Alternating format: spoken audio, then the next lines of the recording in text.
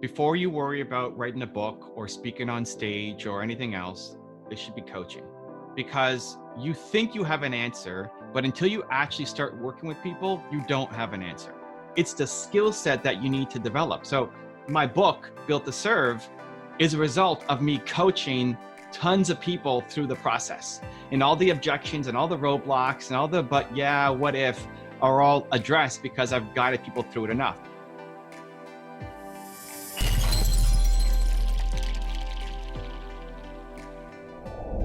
All right, let's get going. Well, first off, thank you for being on the show today, Evan. I know your time is valuable, but you still volunteer to give everyone time and to show up to shows, and I think that's huge. What makes you do that? Why do you give your time to people like that and volunteer to have ideas shared like that? So I think humans are built to serve, and I think your purpose comes from your pain. And so I think whatever you struggled with the most in life is what you then want to contribute to the world. And happiness, sustained happiness, will come from waking up every day and knowing that the work that you're doing is having a meaningful impact on other people's lives. It's why you do your show. It's why I do my show. It's why I come on other people's shows. If I could spend 20 minutes with Brandon and then say something that hopefully sparks something for your listeners, that makes me feel like what I'm doing is important. And so it's an honor and a pleasure to be here. Well, I do appreciate it. And what's great is when you reach out to guests, you say, hey, let's just talk about what matters to you. And like, let's get something that actually is going to help you today. And I love that mentality. So I thought about that and said, okay, like I usually talk about marketing and branding, ways to help people without, and you've done a lot of that. But what's been important to me lately has been, this idea of personal branding, building your story, telling your story, finding your voice. And a lot, that's a conversation I can have with a lot of people, but you come at it a different way. And I think you've written a couple books on this idea of finding your purpose and thinking of that as like a key ingredient. For me, I'm like, in personal branding, that makes sense. Like you have to have a mission. You have to have something that's your guiding light for your personal brand, what you stand for, your goal. So let's start there. Like, why is this idea of finding your purpose, whatever you want to call it, like, why is that so important for someone who's trying to develop their reputation? I think it's just important in general, not just to establish your reputation. I think Fair. your reputation becomes a byproduct of you living a life that you love. So I think most people wake up, feel like they know they're capable of more. They know they want to contribute. Serving others, helping others hits the same part in your brain as having food and having sex. So it's which are important. Right. So it's hardwired into you. It's hard. You like helping other people, but there's different levels. So holding the door for somebody is great. It'll make you feel a little bit happy, or buying a coffee for the person behind you in line. But when you can see somebody who is a younger version of you, in terms of maybe not age, but they're going through something that you went through, and that you can be the spark or be a source of hope or inspiration or belief for them and help them get out of their hole, that will fill you up in a way that holding the door for somebody won't. And so it's important as a human to realize that you're capable of great things and you're capable of having a giant impact on people, either the world, you want to serve, the planet, or you want to serve the 25 closest people to you. But if you're not happy, it's because you're not serving.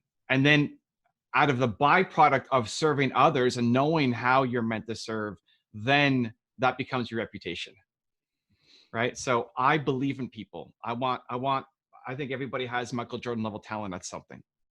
And so that's what I want people to find in themselves. And I want to be a bit of a catalyst to help that on every show I do, every video I make, every Instagram post I put up. I'm trying to find different ways and different angles to help people believe more in themselves, because I think it's the world's biggest problem. I think the world's biggest problem is people don't believe in themselves enough. Right. So as a result of finding that now has become my reputation or my brand. Well, and it's funny, my son's name is Jordan, named after Michael Jordan, because, someone impacts you, like they make a difference, and, they serve in their own ways, whether they're setting an example or actually physically helping you figure something out. And you've written this book, Built to Serve, which will be live March 17th, if that hasn't changed, to 2020. Find your purpose and become the leader you were born to be. I haven't gotten to read the book yet, but I have heard you read quotes of it on your stories and things like that. And one of the things you say is most people wake up and drive to a job they hate. We aren't happy. We're lost. We settle. And I'm paraphrasing, Yeah. but that was me. And I don't think, you know, for me, like I was in a routine, like 18 years going to a corporate job, something that I enjoyed doing. And I don't think we all hate our jobs necessarily, but I do think the, you know, the word settle like resonated with me. It really spoke to me. And I definitely played it safe in my life. And I think a lot of people do that. We find a routine that feels safe. And maybe we think we're finding happiness in other parts of our life. But my question becomes that this idea of having your purpose in it maybe fill up all of your life. Does happiness come from everywhere? Does everything, you know, do you have to be living your purpose and like your job has to do it, you know, everything? Does it all have to come together like that? So everybody's going to have a different version of balance. How Yeah. much time you want to spend, like what makes a good father? Right. You know, you've got, you know, Brandon has his version, and Michael Jordan has his version, and I have my version, and we tend to compare ourselves against other people, which can be really detrimental because we usually kick ourselves down instead of forward. So the key is then thinking, well, what does my version of balance look like for me? And so how much time you want to spend with your kids, how much time you want to spend with your wife, how much time you want to spend in your business, how much time you want to spend volunteering, whatever is important to you, working out. There's no right answer, but there's a right answer for you. And so the purpose should be baked into everything. The purpose is not just a here's what I'm going to do in my business and I'm going to shut it off when I go home, right? So my purpose of believing in people, I believe in my son, I believe in my wife, I believe in my friends. It's not something that I have to put on. It's who I am. And so it's figuring out who you are so you can show up the best version in every situation. Also for yourself. Like my biggest problem is I need to believe in myself more as well. So it's not just for other people, it's an internal game too. And so, you know, if you're looking at, there's what we do, and then there's the reason behind it. So if you're helping people with their branding, you're helping people, you know, create their companies and uh, launch their businesses. If the thing behind it is, I don't want people to live 18 years working at some corporation where they've settled in their life, and I want to show them how to break free and have success and build successful brands. The building the brand is the tool, but the thing behind it is, I don't want people to feel like they settle in life. You've got the skill set to help them get out, which is branding. Awesome. But you're not actually teaching branding. You're teaching people how not to settle in life anymore. And even just that mindset, you can take to being a better father. I don't want my kids to settle in life, even though branding probably won't be the tool you use to help them get out of that. Right? Yeah, that makes sense to me. I mean, there's this idea like even in the job that I had, like the idea of mentorship and bringing the best out of the people around me was always there. Like that was, you know, I think that's what brought the joy into the job and made, let me do it for so long. But there's, I think, something about potential, like the idea of how do you, like, how can you do that for as many people as possible? And we don't maybe all get the opportunity to do that, but being able to say, you know, now I feel like I can like do this, not put my family at risk. Like I can find ways to do this for more people. I think that that becomes powerful when you see that you might have limitless potential. Yeah. And just rewiring even yourself to think, I don't actually teach branding. I'm in the potential business, and branding is my tool belt that I use. Right. And I wanted to tap into that because it was definitely something I was like, how am I going to transition to this? Because I'm curious.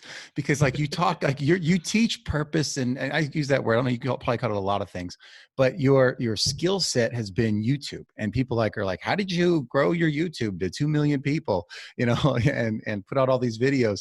Like they want to learn that, but that's not like what your thought leadership is about and the things that you are trying to help people with is about. So how did you like use these two things together?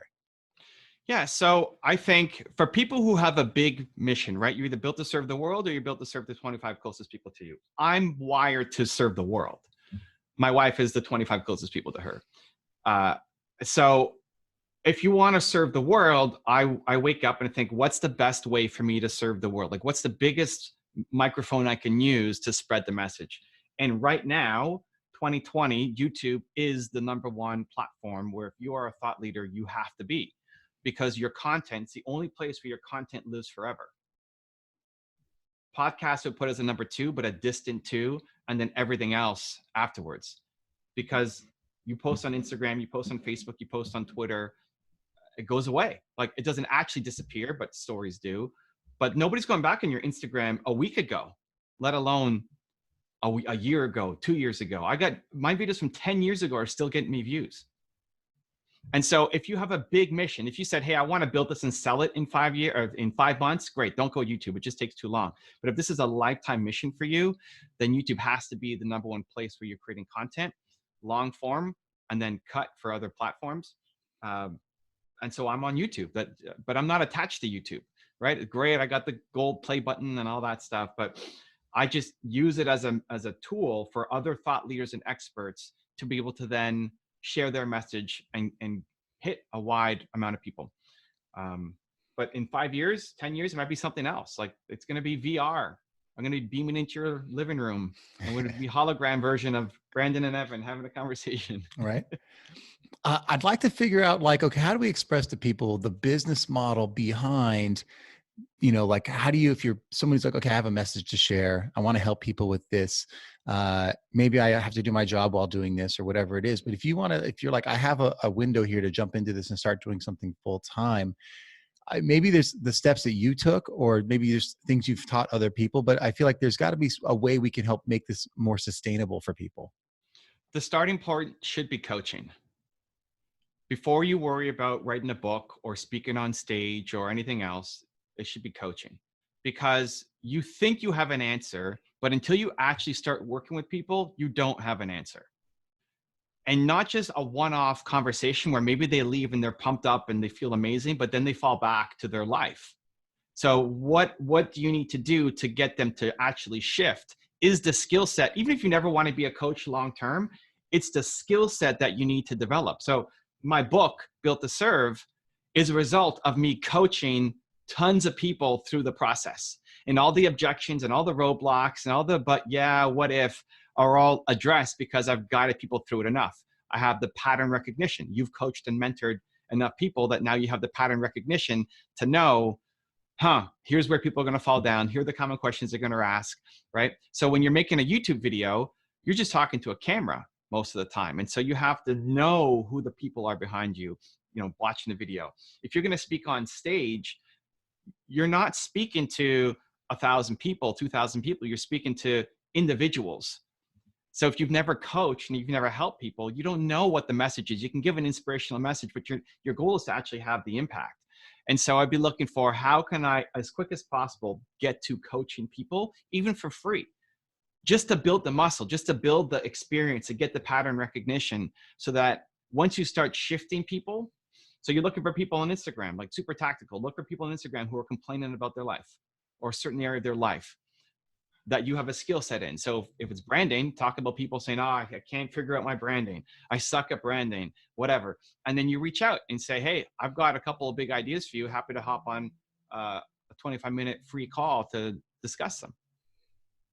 Right? That's what, if you have a skill set and expertise, you should be doing daily outreach to people and getting on calls. Your goal with the call would then be to, 1, gain experience, and then 2, be so good that they message you back, say, hey, can I hire you? Do you do any consulting work, or do you coach?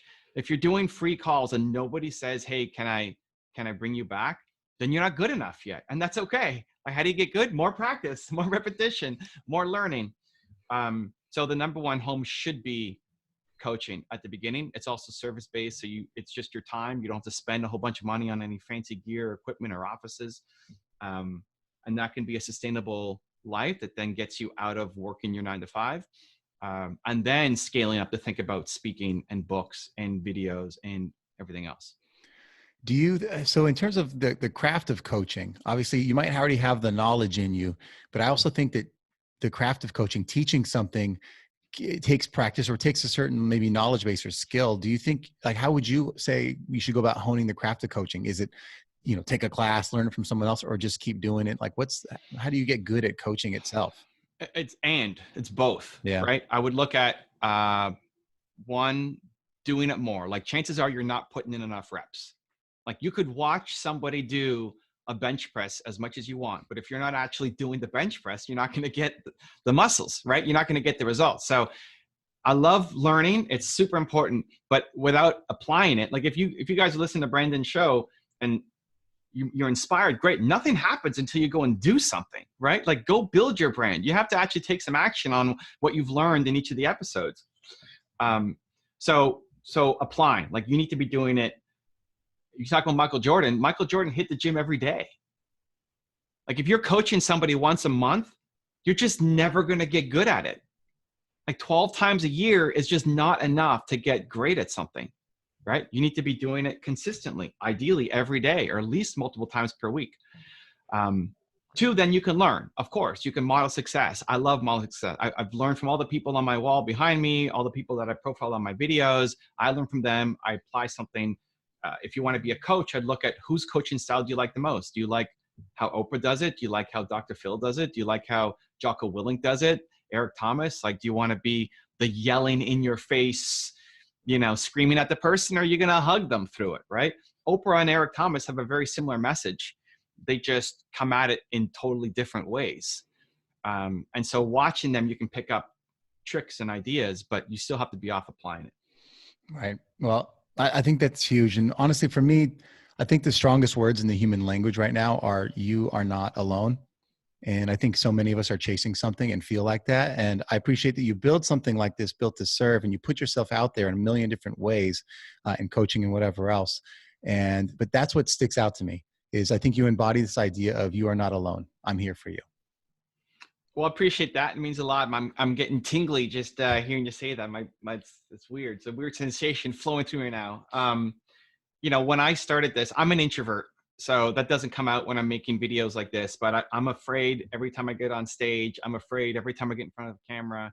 I've had a lot of practice, like 6,000 videos later, I'm decent at it, but it's still, I'm worried that I'm going to disappoint people. I'm worried that even this, like we started a little late because we couldn't find the link and I'm panicking. It's like, oh my God, where's the link? What happened? Brandon's showing up. I'm not there. Disappointing people is the number one fear in my life.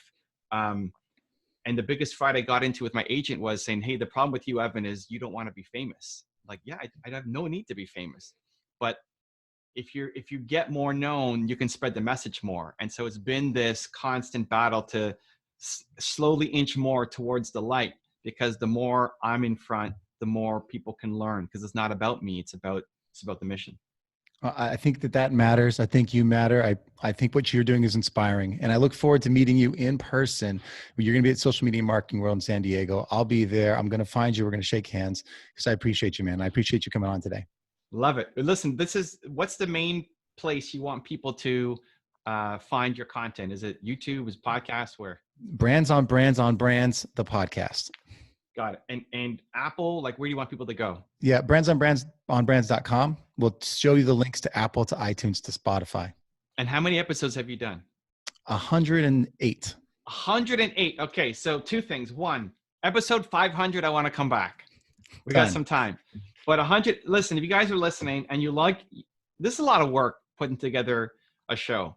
For Brandon to share his thoughts and bring on guests. If you found any value in this episode or the last 107 other episodes that he's done, please go to Apple, look up Brands on Brands, and leave a review, because I know it means a lot to Brandon for all the work that he's putting in, because more people need to discover this show.